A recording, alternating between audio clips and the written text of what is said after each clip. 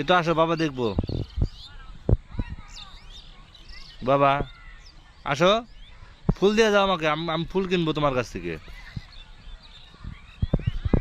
দাও আমাকে, দাও আমাকে, দাও আমাকে, দাও। আমি নিই না, ছিলাম তো। এই যে আমাকে দাও, 10 টাকা দেবো, দিবা? দেবো। তোমার ফুলগুলা বিক্রি করবো আমার কাছে। দাও, আমি হাত পাচ্ছি, দাও আমাকে। খালাও সেটা নিয়ে না, আগে দিয়ে নাও আমাকে।